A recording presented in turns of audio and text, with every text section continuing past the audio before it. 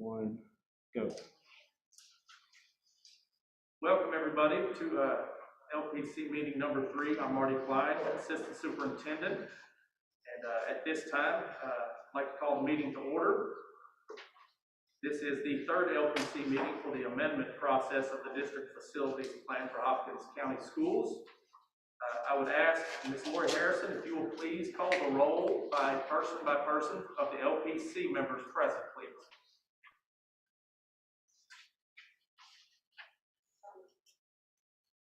Amy Smith, here. Marty Klein, Here. George Jones. Here. Steve Paul. Here. Peter Hughes. Here. Chuck Shockley. Here. Travis Alcox. Here. Sheila Carter. Matt Bashir. Here. Wendy Eves. Here. Eric Stone. Here. John Wells. Here. Scott Moore. Here. Kia Ziva. Tina Payton. Kylie Bashir.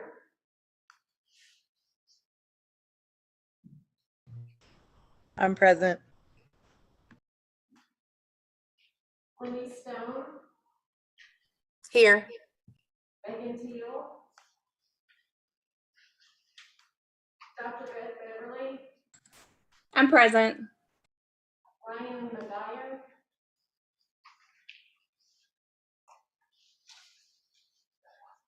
Thank you, Ms. Harrison. If you'll please also verify the visitors in attendance that are on Zoom so that we can have that for the record. Those that are on the Zoom meeting.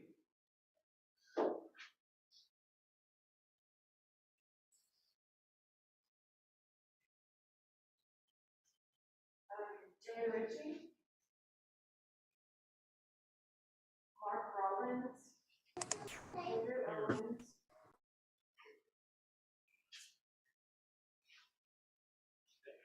Pete Geller.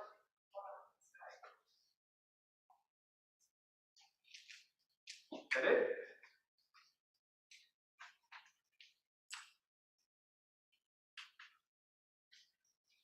That it? Okay. Thank you, Ms. Harrison. We appreciate it. I want to take a moment to introduce everyone once again to our facilitator, Mr. Pete Galloway, who comes to us from Graves County via retirement as a former superintendent.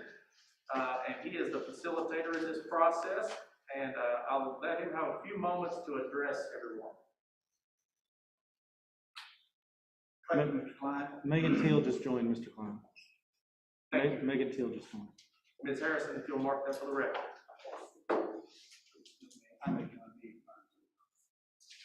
No, we're talking through the conference phone. Okay, thank you, Mr. Klein, and thank you all again for the opportunity to work with the Hopkins County Schools. As he said, my name is Pete Galloway. I'm a retired educator from Graves County, and I represent the Kentucky School Plant Managers Association, which many of the facility directors across the state are a member of. Perhaps a brief overview of the district facility plan, our DFP process would be in order. Many of you have heard this, but there are some here that have not, so please bear with me if you have. Also, this committee was selected in 2019. There are a few new members have been added since then, since we have had some retirees. We also have a new superintendent, new assistant superintendent. Facility plans last for 4 years, so your facility plan in the summer of 23 will need to be updated again. So next year it will be updated again, unless there's a revision in there that we did not have to because of amendments. I'm really not sure about that. But during the 4-year period, things can change. That whereas the facility plan may need to be addressed, things such as decrease in enrollments or perhaps increase of enrollments, changes in curriculum, unforeseen circumstances or occurrences or even disasters that occur, additional funds become available that we need to use for facilities. All of those things could happen, and the amendment process allows us to allows the school board to deal with that if they so choose. But before they do that, certain steps have to be followed for this process to happen. The board has to realize or determine that there is a need, and they have to ask the Kentucky Department of Education for permission to amend the district facility plan. Upon that approval from the department, then the local board reconvenes the local planning committee, and I believe this will be our, as Ms. Klein said, this will be our third meeting over the past few weeks that we have reconvened and that we have discussed amending the plan. So our first meeting, and well, at our first meeting, district personnel shared with the group information relating to school enrollments, the updating of some facilities since the last plan. We talked about the recent tornado that you guys had dealt with. Also, we talked about some safety precautions that the tornado perhaps brought to light to us that we needed to review. Our architects at that time shared with us information relating to our buildings and facilities. They had gone into each of our buildings and assessed them, shared with us energy efficiency use, also shared with us the efficient use of classroom space. And then the district's fiscal agent shared with us the financial status of the district, how much money the Hopkins County School owed, what a bond payment was. And they also shared with us how much money that was available for bonding potential or to use to build any restricted funds. They also talked about some federal funds that became available to the district that must be spent in the next 2 or 3 years. And so in light of that, the architect presented a plan last meeting that reflected what they found when they went into our buildings. And the LPC at our last meeting unanimously approved that plan. It was sent to KDE, and usually when we send those plans to KDE, there's going to be some recommendations that they find that they'll ask us to incorporate. So at this time, we're going to ask, we're going to ask Mr. Michael Frazier if he will share with us. I will be glad to do that. I would like to approve the minutes from the previous meeting if we can first, Mr. Galloway, but please continue unless you are. No, you can go ahead and do that, and I'll finish up. We do need to approve the minutes of the last meeting as our first course of action for this meeting. Do we have any motions to accept those minutes as were presented to you? Motion to accept. Second. Second, Peter Hughes. Anyone opposed?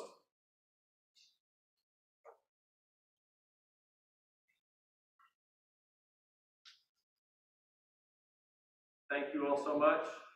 Those minutes are accepted. Mr. Galloway, now if you would. I'll just finish by saying if any of our LPC members who are attending by Zoom, if you want to add anything, ask any question, we ask that you use the chat feature, and we will watch that and we'll monitor that continuously and try our very best to come back to you as quick as we possibly can. So, having said that, I think we're ready. If Mr. Michael Frazier will share with us his findings this week and when he's heard from KD.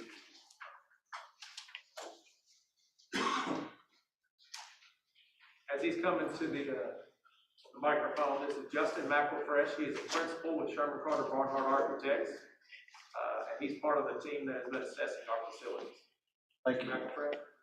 So the structural changes really to the draft that you guys approved after being reviewed by Gary Least at the Kentucky Department of Education, really, there really aren't many changes.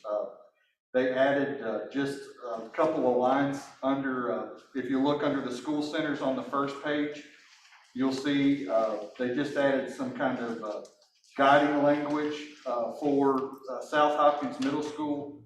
You know, you can see under there in blue, it says to become a transitional center. Earlington Elementary School, again, is indicated to become a transitional center. And then Southside Elementary, with the change from a preschool through 5th grade center, it's indicated to now become a permanent preschool through 8th grade center. So you'll see those indicated there. And that's really just to give everyone at the Department of Education an understanding of what the intent is as they review it, should a project be engaged at any one of those facilities in the future during the LPC or the DFP cycle. Again, last time the renovation scope, because we've indicated that Arlington and South Hopkins Middle are to become transitional centers. You'll see on the next page that the renovation scope that was identified for those has been crossed out, and then the cost estimate that was associated with that renovation scope has been removed. If you recall, during some of the explanations early on, a transitional center basically just freezes the funds for those facilities. It says, barring an unforeseen situation or an emergency situation, obviously you still have kids in the buildings. You have to be sure you've got a roof over their heads. The systems are in good operational order, but you're just not going to continue to spend money on those facilities as they're indicated as transitional. Then obviously under number 10, because Southside Elementary would be renovated to become a preschool through 8th grade center, you'll see a number of additions that are required to bring that school center up to standard for, let me look at the size, for a preschool through 8th center for that given size. So you'll see 9 classrooms are needed, 5 resource rooms, which are basically half-size classrooms, 1 preschool classroom, 3 middle school science classrooms, 1 art room. Basically, the art room is undersized and is eligible for an addition, a band and vocal classroom, a computer classroom, and also a computer classroom addition, basically meaning that the current computer classroom is undersized and would be eligible for additional square footage. They did cross out the locally identified career program that we had identified there. Typically, they will do that unless you have a specific identified need, such as if you wanted to start doing agriculture or something at that school. But they also, we're also somewhat limited in the building, additional building area that we were running into. So they will only allow you to build 125% of the model program. So all of these spaces that once they're added will be within that and are allowable by KDE guidelines. So then the locally identified program, which is basically just some flexibility at that school center that allows you to do some things that aren't necessarily identified within the KDE model program. It gives you some flexibility to add 2 more classrooms if you would want, or use that 1,709 square feet how you would see fit. A media center addition, which basically means the media center is currently undersized, and then a PE or gymnasium square footage of 12,375 square feet. And then the building currently does not have a custodial receiving area, so it would also be eligible for a space to accommodate that need as well. And then the only other thing that we identified previously, 2 things, were under capital construction priorities 4, you'll see a slight change in the central office under priority 4, basically allowing the district the flexibility to move, instead of building brand new space that's more expensive, looking for opportunities within the community to perhaps purchase an existing facility, renovate that existing space, and only build the new space that they needed to accommodate the required square footage for a central office. So this is a much more efficient way to meet that need without having to build as much new building. And then finally, on the last page under district discretionary need 5, there were 2 things identified there. New construction for an auxiliary gym / storm shelter at both Hopkins Central High School as well as North Hopkins High School. So those were about 9,520 square feet in net square footage, which would really put them almost at 14,000 square feet each to accommodate both the storm shelter and the auxiliary gym requirements there. So I think that summarizes the changes that we made and the reviewed and approved draft that we forwarded to the Department of Education, and I can answer any questions that anyone may have. In discussion about Scottsdale Elementary School, that the number moved from 895 to 907, was there a reason for that? First from the district or size of such a district? For the capacity or the enrollment? Yeah. Yeah. So what they do is when we send all the information, it's based on the information that's also included in the fact pack, or not fact pack, the asset planner, which is based on automated system. And all of the enrollment and capacity numbers are based on the number of student classrooms. And then they also calculate kind of where the students are and what would be put in there. So Just an adjustment. that is a slight adjustment that was noted there.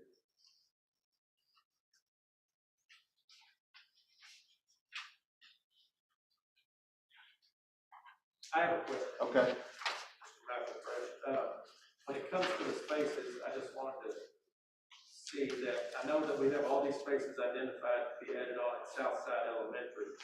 Is there any flexibility with that in case there were more space needed or whatever it may be? There is. So there are 2 things. One, I mentioned the locally identified program. So built into this additional program, you have 1,709 square feet of flexibility.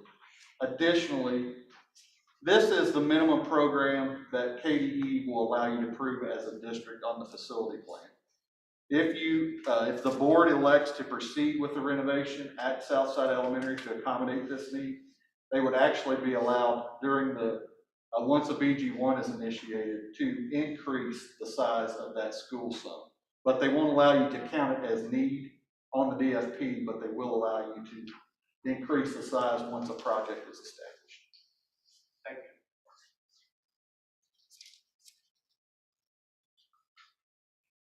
Anyone else have any questions for Mr. McElfresh regarding this draft?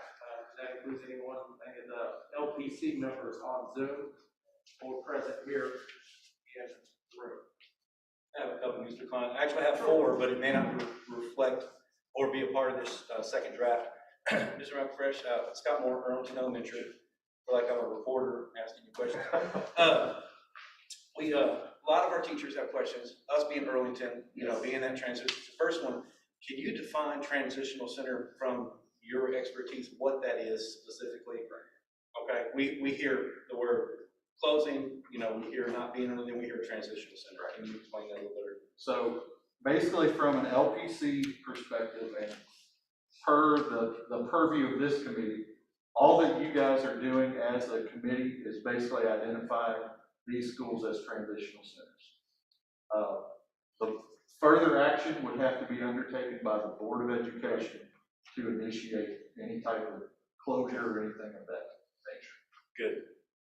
And being the architect, my second question would be, can you tell us or explain from your point of view on this, just looking at our KDE report, I know that we sent the first draft up in determining why Arlington was selected to be a transitional center, and I'm going to use a good example as to where we were in the top 3, and so was West Hopkins. knowing that there was more money to be put in that school. Right. Why Arlington was considered to be that from your standpoint for us to put this KDE. Right. So when we look at the facilities, and I think I described some of this, it's very difficult. Okay? Some of this is professional judgment. Others of it is based on the historic age of building systems. Right. So if you look at Arlington and you look at buildings like West Hopkins, you're looking at buildings that have similar needs. Actually, the renovation cost at Arlington was less than West Hopkins. However, when we went through and did our evaluation, we also looked at things such as what's the structural height that we had to deal with. When we renovate this building and introduce new systems, what are the things that we're going to encounter that are going to make this renovation more difficult than those at West Hopkins, for example? And that's something that isn't necessarily reflected in the construction cost that's on here, but those are the things that are encountered and are realities of a construction project that aren't necessarily a part of the district facility plan. The other thing that makes it difficult is Arlington also has a very high student enrollment versus student capacity number. Right. So you're looking at the 345 versus 322. Well, and that's a 2018 number. That was a follow-up question. So I mean, we're much less than that now. Sure. But those very high ratios also make it very difficult to do a full building. Everybody knows that our summer windows are becoming smaller and smaller, our summer breaks. Yes, sir. So much of a major renovation, like we would be talking about, is something that has to be phased over the course of 16 to sometimes 18 months. So when you're phasing those types of renovations, contractors are either having to move from space to space, very small blocks of space, often with that high of a enrollment to capacity number, or they're also looking at second or third shift work, or trying to squeeze as much of the work into summer breaks, winter breaks, and those types of things. And maybe you can just answer this, it may not be a question, when we get to section 5 on discretionary funds. Yeah. Is that bonded money? It is not. Okay. Thank you. Anyone else have any questions or discussion from the LPC members, both present and on the?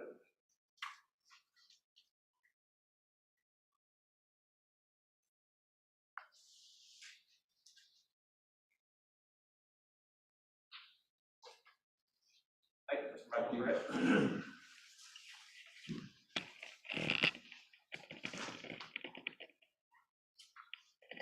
If we have no questions for Mr. McElfresh, is there any discussion that you all would like to enter into as a committee, having heard the information that he presented?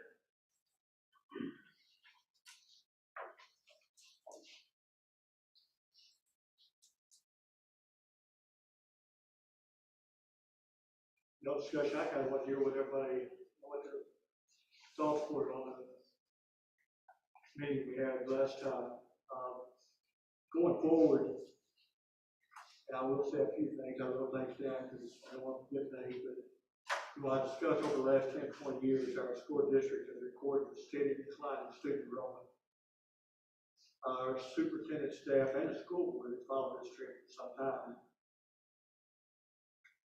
And that's mostly, the decline's mostly because of job opportunities over the last 2 years, it's COVID pandemic. That's been the big issues. And in addition, at the present time, we're utilizing 17 educational buildings, serving each one with personnel, transportation, maintenance, utilities, and taxes. And for those that don't know, this is more buildings per student enrollment than any other district in the state. Simply put, we may not be using our facilities as effective and efficient as we need to. And this is something we look at and something we should be doing. I know the change is unwelcome, it's difficult, but school board Our building, our financial partners are trying to maximize our opportunities. Our current financial position, as we were discussing last meeting, is 22 million in bonding and 10 million in ESSER funds, and that must be utilized for 2014. And emphasize that that's important in this decision-making process. We have the opportunity to address these facilities, and I know Mr. Moore was talking about West Hopkins, but it's kind of a different school in a different area than what we can do and what we can't do. We're just trying to make enhance our teaching and learning experience for students and staff, and still doing all this without raising taxes. I want to go a little further. I might be getting us in trouble, but we're always discussing these ideas. And through the last several years, our school board has discussed many things. And since we've got this group together, I want to hit y'all with this. And maybe I shouldn't, but one of the things that we've looked at is one high school for our district. And we feel that it could be beneficial not only to our school system but to the community. But as you know, and we know, it would be very difficult to achieve without having a nickel or utility tax. It's almost impossible. It costs the high school $70 to $90 million. It's extremely expensive, but it is something we need. It's something we need to build toward, or I feel like we should. Maybe I should be speaking for myself, not all the board members. Other things, because of what we're looking at, and because of our shrinking enrollment, our school enrollment boundaries for our students has shifted in the district. And that's a cause of concern too. And that's the reason we've been looking at to maximize enrollment and efficiency for our school buildings, especially at the elementary and high school level. And that's something we'll continue to look at going forward. This plan is to move from older schools with high utility maintenance costs into a newer energy efficient facility. That's a very good opportunity for the school district and our community. It's going to be easy. It's going to cause hard feelings. We hope not. Nobody ever wants to leave their community school, and we completely understand that. I just want to add that, what we were talking about the other day. I might have, where everybody's keep being kind of solid on these issues, but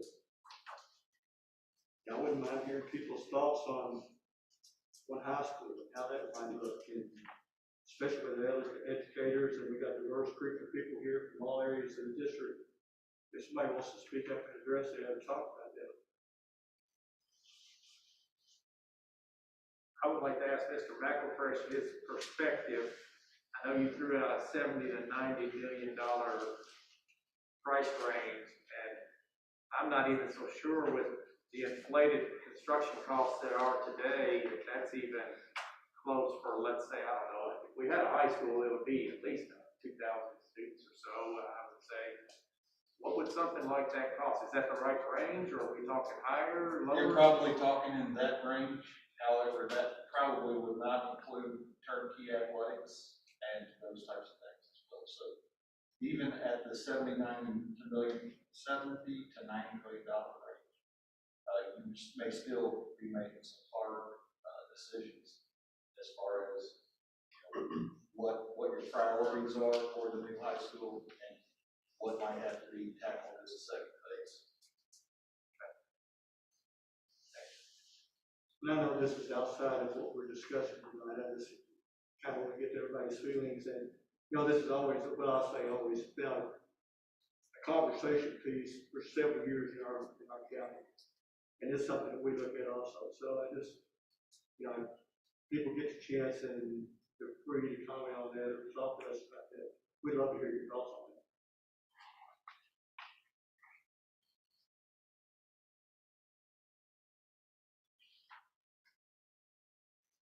I don't have a lot to add on that, but I would say, and obviously enrollment may cause that to be necessary.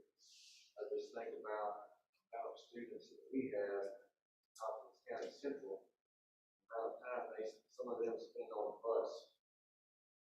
move a school to a more central location and just increases the amount of time those students spend on the bus, maybe to the point where some of those kids, we get a lot, the easiest for kids in West Hopkins area to do that. They may want to go to another district to cut down their travel time on not spending an hour and a half on the bus each way every day.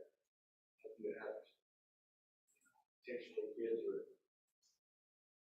getting on 6:15, 6:30. You know, now they may have to get on before that. To make that trip, get home at 5 o'clock, or you're changing your, have to delay start times. Doesn't really matter when we talk about the month architecture side of it, but that would be interesting to see. We get to that. And thanks, Mr. Will, that's been a talking point that we've had several times, is the transportation. And having our kids that live, you know, far north or south on boundaries, have to travel 2 hours on the bus every morning and afternoon. That transportation falls back to West Hopkins also, so that's a big issue to look at. But thank you, sir. Mr. Paul, I know I have seen students, you know, leave us in the 8th grade, and then heard some parents, it's not many, you know, but that say, and it's not that far for our kids, some of them to go down there to Central, but some of them say, we're not gonna do that ride, and then they transfer to a district that is very close, you know, less than 5 minutes probably away. And unfortunately for our proximity, we have 3 of those districts that they can choose from, depending on where they live. Because there's with our population, 3 districts within 5 minutes.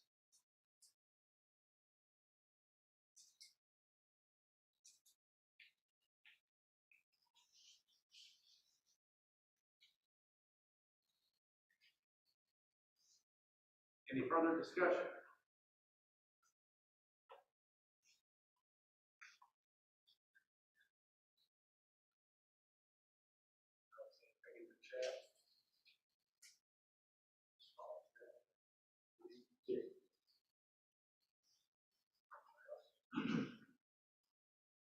This point, Mr. Galloway, I believe we have a draft in our possession, and we need a decision, correct? That's correct. Okay. If there is no further discussion, then one thing that we do need to do is we have a draft in front of us, and the next step would be to vote on this draft as a committee. With that being said, by regulation, we have to have this as a roll call vote for this approval or the lack thereof. Ms. Harrison, you have the roster. If you'll please conduct the roll call vote and tally the responses. Oh, yes, we will need a motion. I apologize, Mr. Galloway. You are right. But Ms. Harrison, nonetheless, we get to that point, if you'll take care of that. So we will need a motion to take this to a vote.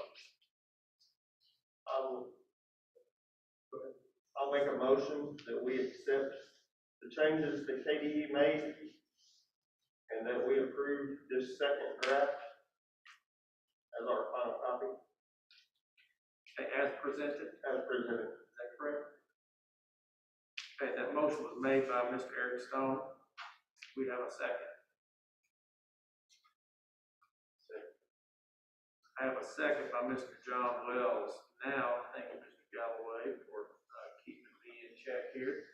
So now, Ms. Harrison, if you would not mind, if you would please help us conduct the roll call vote and tally those responses. Holly Bashir, Yes.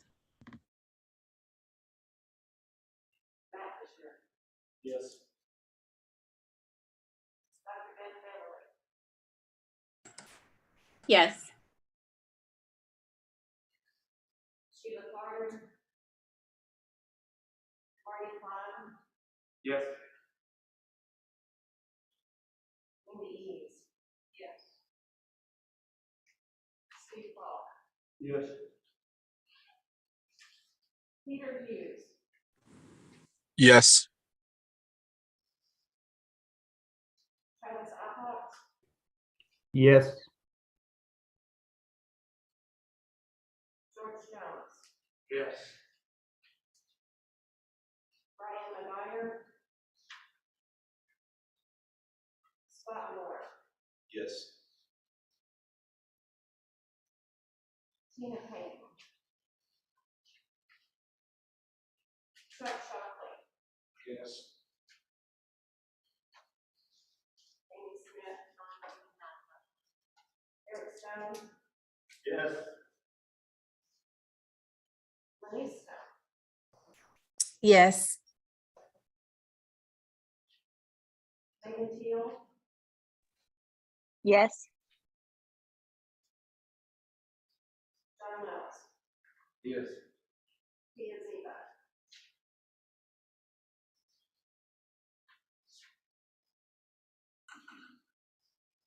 votes unanimous, 15-0. Unanimous 15-0 on the vote. Therefore, this district facilities plan amendment has been passed by the LPC officially. Let that be shown in the record. Ms. Harrison, thank you for taking care of that for us. On your agenda, thank you all for your input as a committee throughout this process thus far. On your agenda, we have an item for next steps. And Mr. Galloway, if I leave something out, please redirect me as you so graciously did just a few moments ago. For next steps, immediately after this meeting, but no sooner than 6:00 p.m. this evening, there will be a public forum in which we also, as LPC members, have to have a quorum. This public forum is required for this process, and it is the opportunity for the public to have input in this process.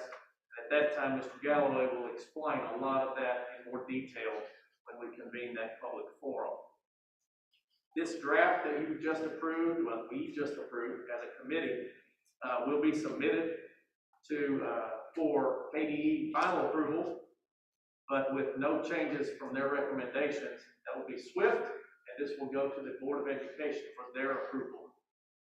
That meeting at the Board of Education, we will get that on their agenda for Tuesday, February the 15th, in this room at 5:30.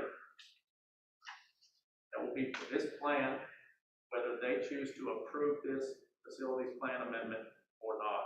If approved, also at that meeting, the board will appoint a hearing officer, because also in this process, there has to be a public hearing.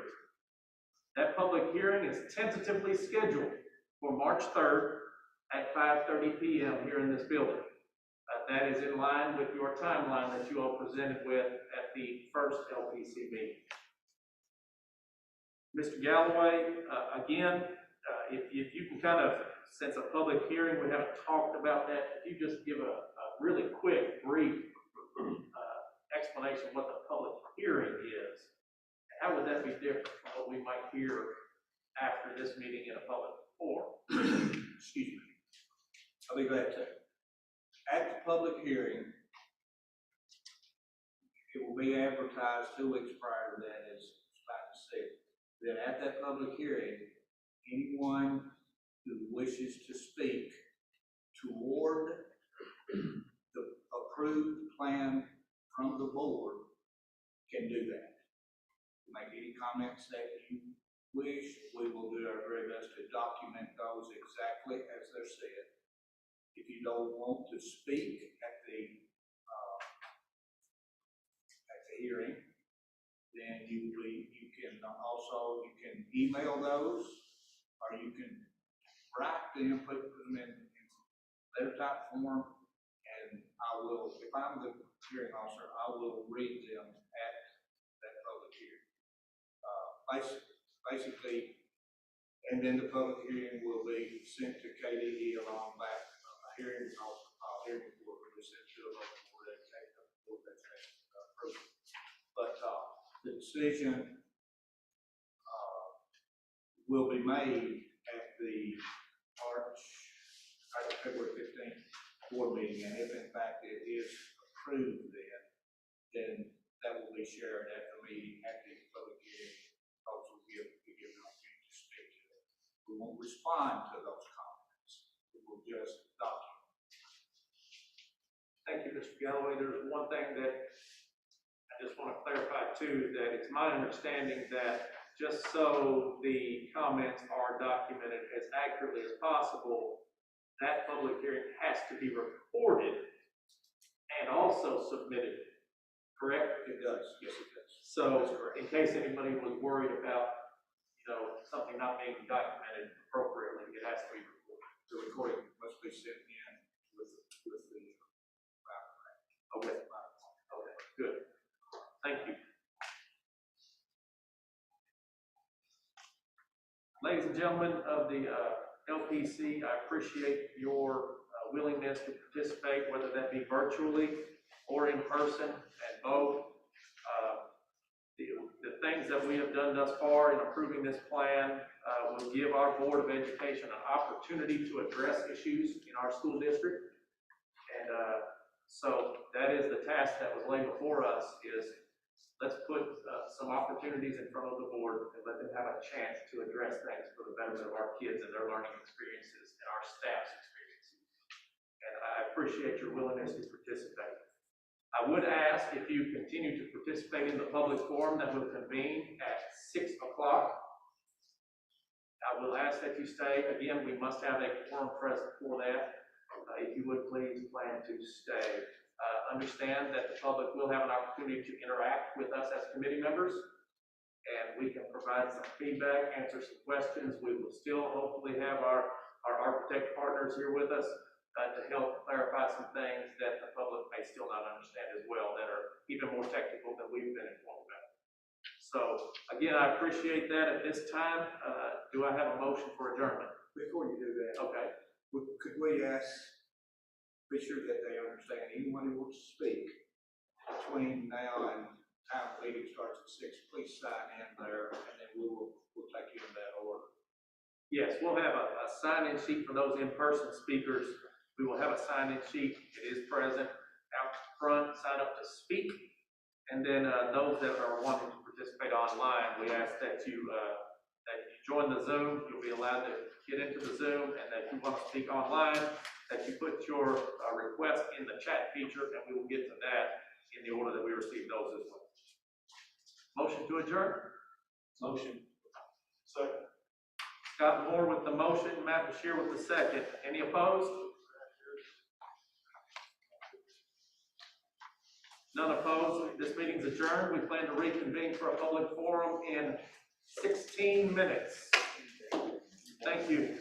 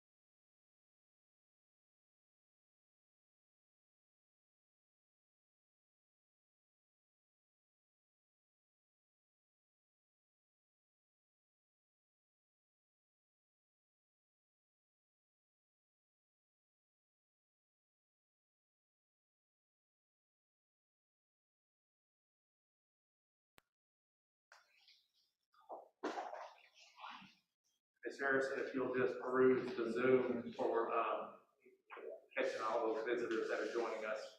Mr. Taylor's letting in the Zoom. Oh, that's live.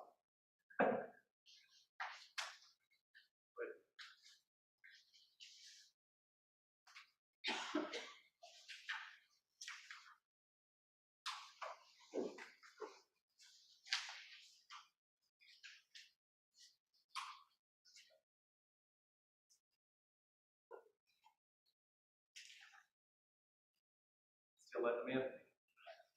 Everyone's in that was in the waiting room. Everyone's in the waiting room? Okay, you can unmute us. And we're ready for live when you are. Okay. Thank you, Mr. Taylor. Thank you, everybody, for coming. Thank you, LPC members and guests. We welcome you to the public forum number 2 for the Hopkins County Schools District Facility Plan Amendment process.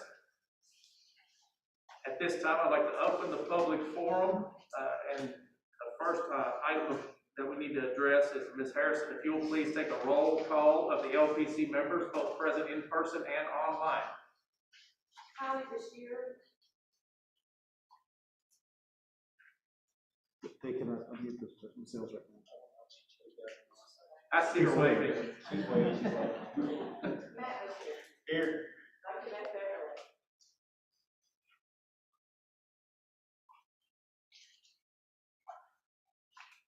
Dr. Beverly with us? I don't see her. Sheila Carter. Marty Klein. Here. Amy Eves. Here. Steve Falk. Here. Peter Hughes. Travis Alcox.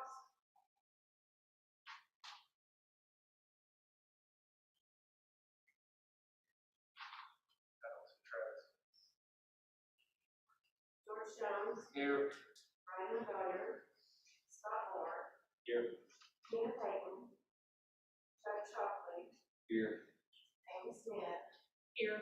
Eric Stone. Here. Lenny Stone.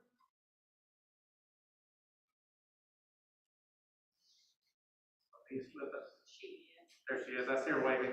Hi, Lily. Megan Teal. I see Megan Teal waving also. Don Reynolds. Here. Ian Zeta. We have a quorum. Thank you, Ms. Harrison, and as we go, if you'll verify the visitors that are on Zoom along the way, I know that'll take us a while, so we're going to continue forward. At this point, I want to introduce once again Mr. Pete Galloway, our facilitator, who's going to tell us a little bit about what the public forum entails and how we're going to navigate through it. Mr. Galloway, if you want to do your minutes. Go ahead and do that. We'll do the minutes after you're done. If you're okay. I don't know if we have anyone here now that was not here at the beginning of the meeting. I'm going to touch just a little bit on what I said then, rather than go through that entire presentation. We have just completed our 3rd LPC meeting. This is the 2nd forum that's required. The purpose of a public forum is to allow and encourage the community to provide any input or any participation. We did not have any input at our forum last week. There were several people that attended that forum by Zoom because of the weather. We did not have any input at that time.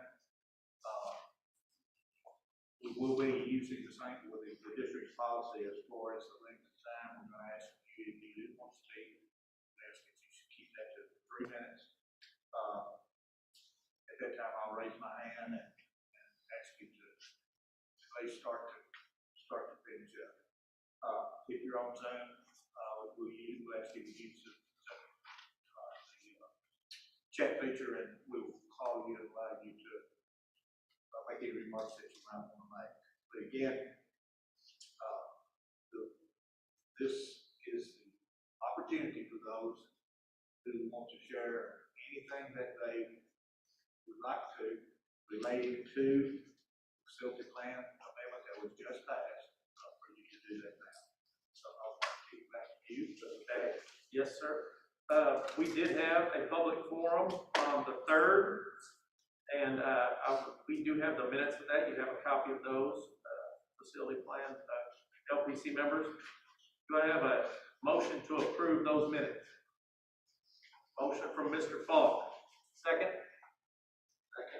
Second from George Jones. Anyone opposed to acceptance of the minutes?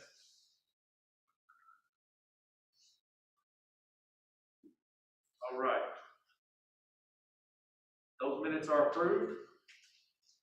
At this time, Mr.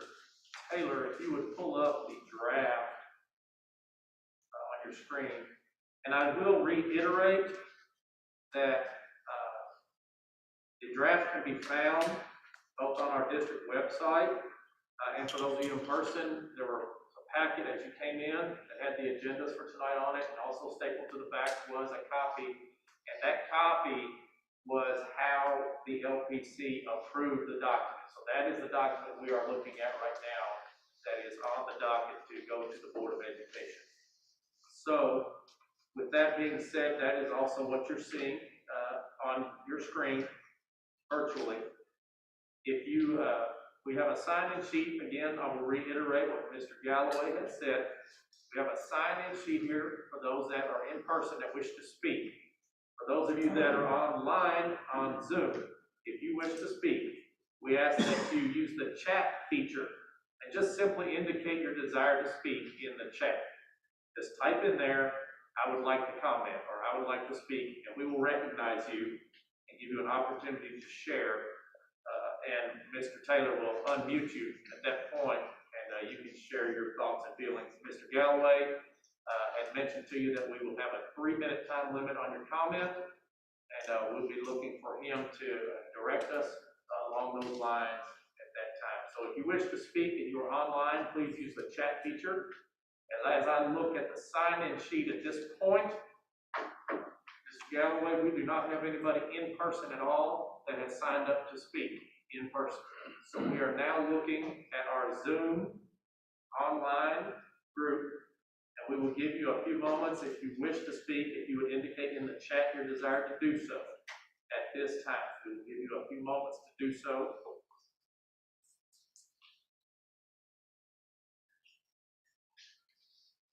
Mr. Taylor, if you will scroll through that plan for those that are looking at it via Zoom, just let them look.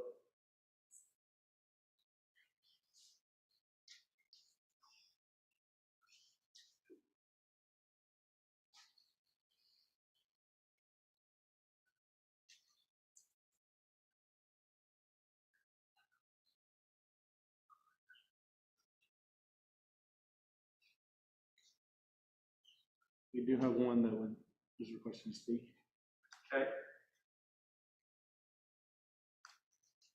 Do you have one? Because I don't have that, so you received one? Yes, my windows are all minimized, so I have to go through and find that person. Okay. So if you will identify that person for Ms. Harrison so she can mark that down for the record, as we are keeping a record of the comments at our public forums.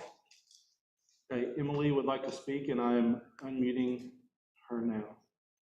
Okay, Emily, if you'll identify yourself as before you speak, and you'll have 3 minutes from the time you finish identifying yourself. Okay. My name is Emily Ray.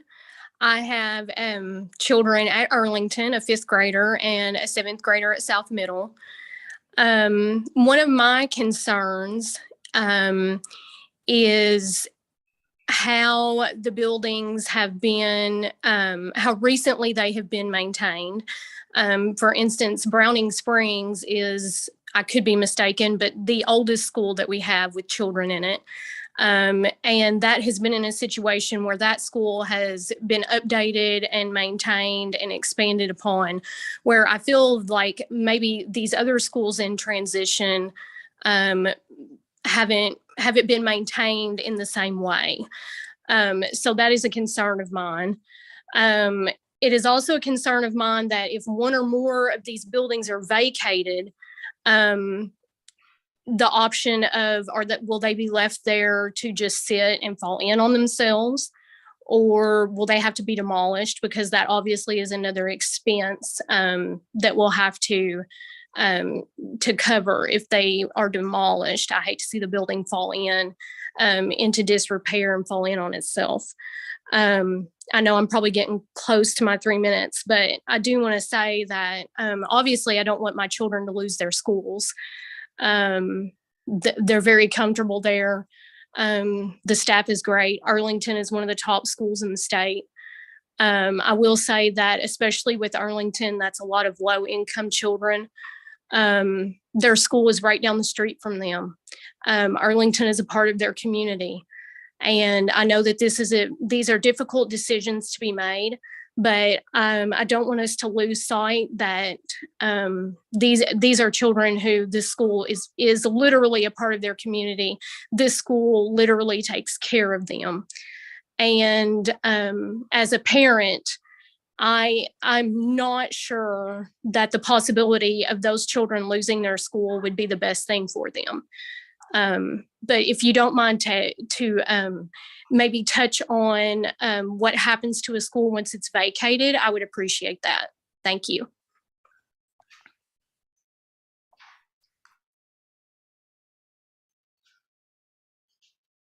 I can answer that question. When a school is vacated, there are several options, but I will tell you that those decisions are decisions by the Board of Education as to the next steps that happen to that. There are several things that can happen. A school building can be declared surplus. If it is declared surplus, it can be sold, it can be torn down, it can be unloaded in several different ways as no longer being property of the district. Or if the building is not declared surplus, it can be used by the district in another capacity in some shape or form. Mr. McElfresh, please, if I don't answer that correctly, if you'll redirect me. That's just my experience with property acquisition and property disposal. There is specific law on how to dispose of property by school systems that are public school systems in the state of Kentucky. But those are some of the typical options that would happen in those situations. But those are all decisions by the Board of Education.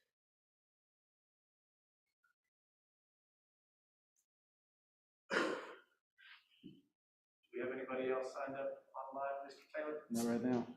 Might help with that. I know I apologize, I didn't hear all of her questions, but I know she brought up Browning Springs, and of course, we remodeled Browning Springs several years ago now. And really, it was 2012. Really, the only thing that we kept at Browning Springs was the main lot building and the gym and auditorium. Everything else was new, and all that was remodeled to be new.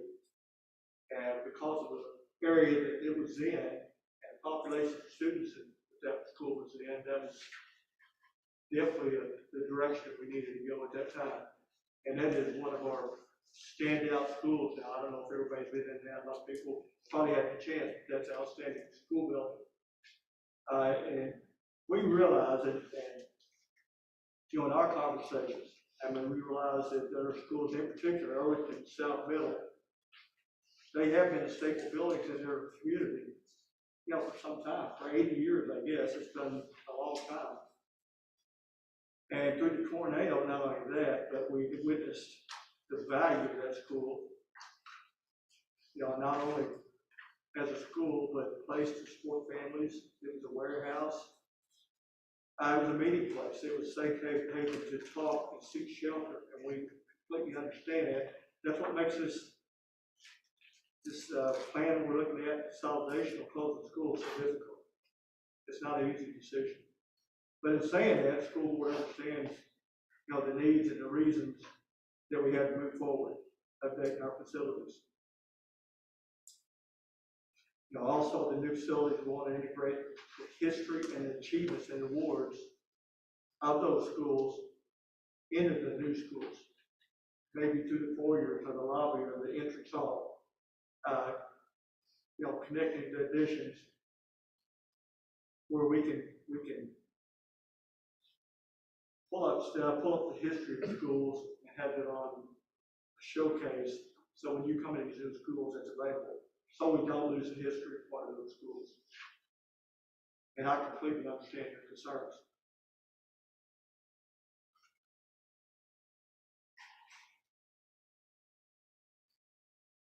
We have one person that would like to speak. We have one more person. that would Katie like to- McLaughlin. Who? Katie McLaughlin. Okay, Katie, how are you? If you'll officially identify yourself, and when you're done identifying yourself, please note that you'll have 3 minutes. Perfect. My name is Katie McLaughlin. I have a third grader at Earlington Elementary.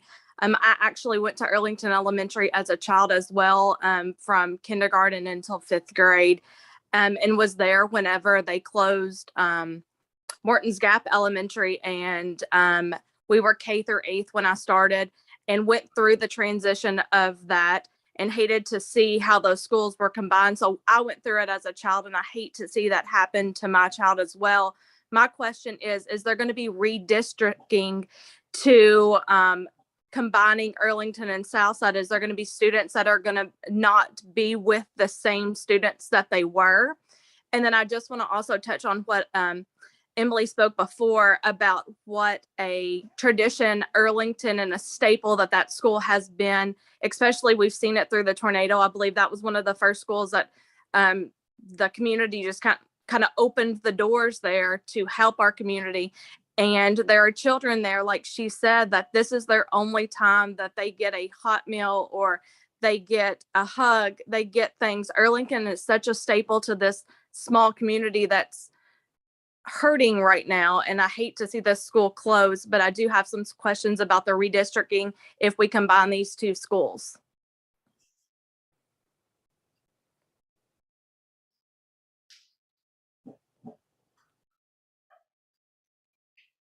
Thank you, Katie. When it comes to redistricting, again, those are also decisions that are made by the Board of Education. I can tell you that looking at the capacity numbers,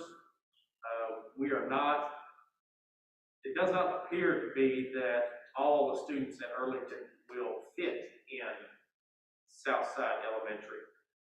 But if there is redistricting, there is a possibility that some of those students could go north to other schools, which would then indicate a potential for redistricting for the whole district as you look through it. But again, those plans have not been made because this committee's job is simply to work on the facility side of things and to address from that perspective. So at this point, those particular plans are not in motion or laid in stone by any stretch of the imagination.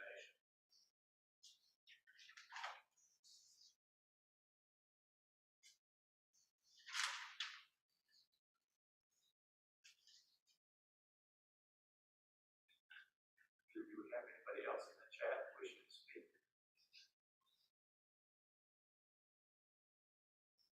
We're going to continue to navigate the chat here for the next minute or so as Mr. Taylor scrolls through the plan.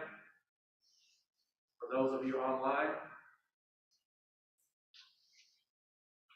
we'll give a few moments for that as he continues to get through the plan.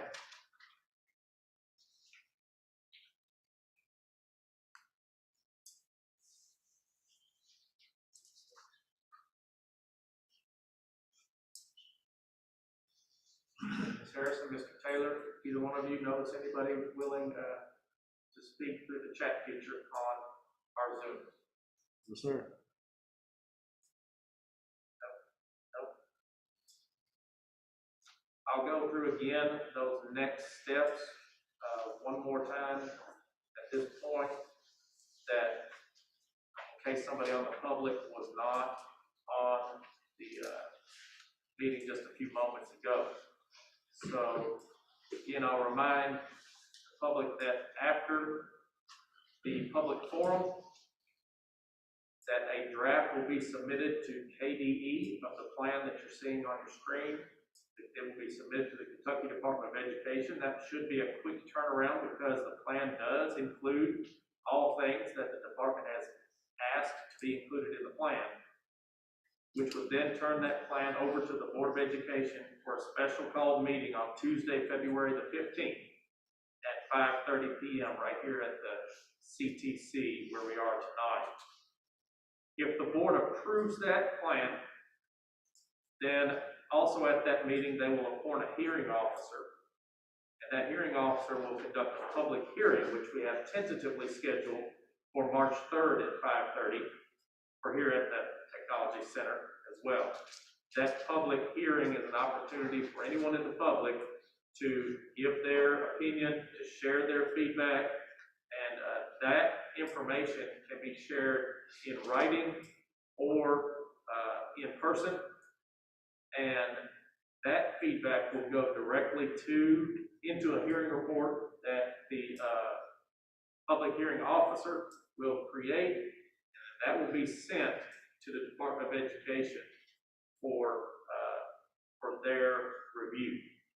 So there is another opportunity for public input, assuming the board approves the plan. Once again, that opportunity would be at the March 3rd public hearing. Have we got anybody that has signed up to speak since I began speaking? No, sir. Mr. Galloway, am I missing anything? As the facilitator, help me out here, please. I think you're good.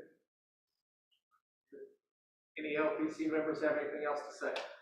You know, I might add, and you know, I got asked questions outside of the meeting that we're having now, and maybe we can address some of those, and maybe it'll help, and maybe it won't, but hopefully it will.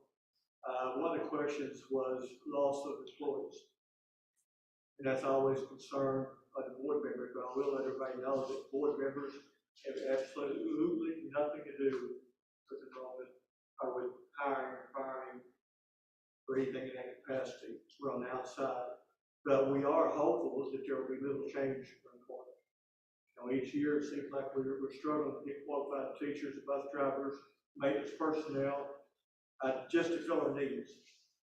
And, you know, hopefully through the relocation of families, they move out of our communities, or attrition, or job promotions, that'll take care of most of this. We definitely have no plans to lose anybody, and we sure hope that we've done this transitional period if we go forward with this. You know, our goal is hope we keep all of our employees, because we're proud of each and every one of them.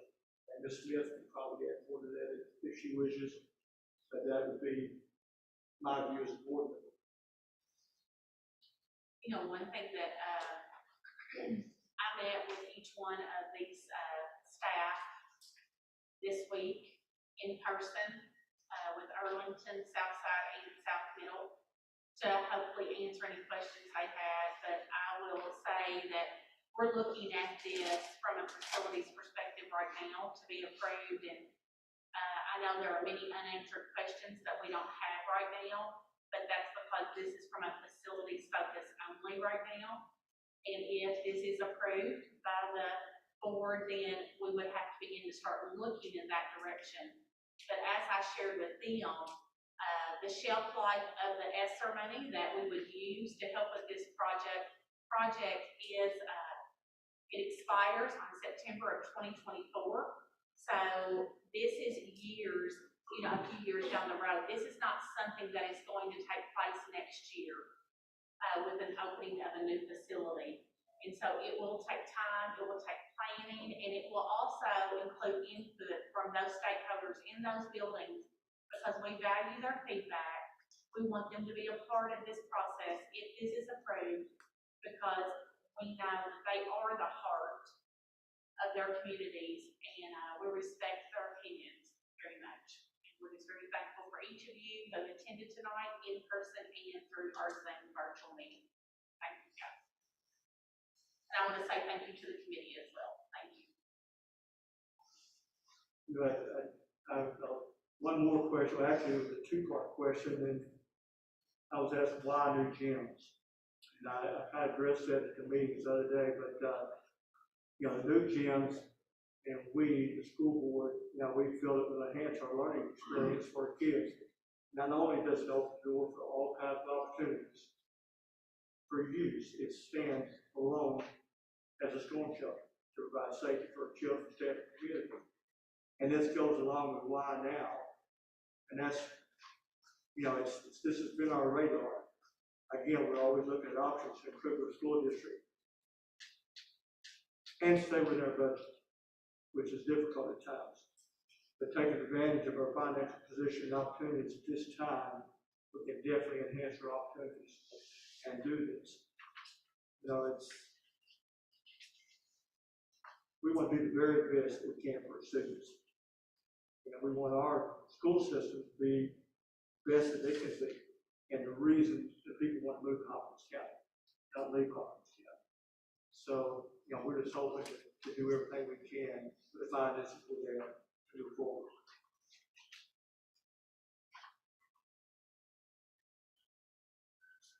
Thank you, Mr. Paul. Any other comment from any LPC members? Mr. Klein, we have one member of the public wishes to speak. We have one more? Mhm. Yes, sir. Who do we have? It is Martha Phelps. Okay. Who's second? Okay, Ms. Martha Phelps. Hope you are doing well this evening. Hi, good evening. Identify yourself, and then your time will start at that point. Hi, my name is Martha Phelps, and I have two children that attend Arlington Elementary. My oldest son is in 4th grade, and my youngest is in 2nd grade. And while I understand this is coming from a facility perspective, my concern is for the children that it would impact. If you look at my son who is in 2nd grade, he started kindergarten in fall of 2019, and the pandemic started in March of 2020.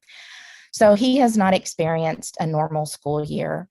And assuming that everything goes within the time frame that is projected, he would be completing his 4th grade year, which would be the last year at Arlington Elementary. So that means that he would be transitioning right before 5th grade, having new teachers, new administration, having to possibly make new friends. Our children are resilient, as are many of you in education. And while I appreciate that, my concern is for their mental health, their well-being, and changing schools at that point where they have all been taught differently and they may not be on the same level. So they've had a lot of obstacles that they've had to overcome, and they may have more. I also worked with low income and first generation students. And for a lot of students that attend Arlington, they don't have the best home life. And the one constant that they do have is knowing where their school is, that they are loved and they are welcomed. And I'm not saying that they would not have that same love and being welcome at Southside, but that school has been their one constant. And so I would be concerned about their mental health and well-being with those big changes coming to them. I actually attended Hall Street Elementary School, and they closed it at the end of my 5th grade year. I attended Browning Springs for 6th grade, and then James Madison opened for my 7th grade year. So I was a part of that transition as well. And some of my friends did not handle that very well. And with our society being different now than it was then, my concern would be about the students and their impact. Thank you. Thank you, Ms. Phelps. Appreciate your input.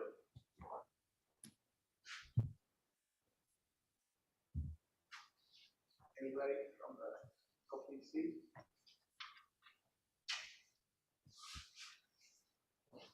Any other requests, Mr. Taylor? Last call. No request to speak. No request for speaking. Okay. Yeah. Mr. Galloway, if I'm not forgetting anything, we are prepared for adjournment. Is that correct? That's correct. Okay, we would need a motion for adjournment. I see that motion from John Wells. Second. Second from Scott Moore. Any opposed to adjournment?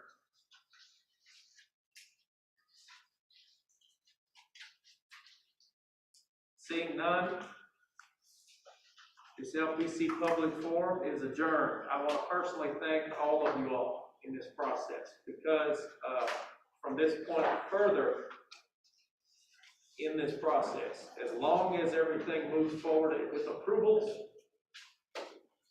this amendment will need no requirements of your time moving forward. If it is not approved, we will have to reconvene. That's a different process.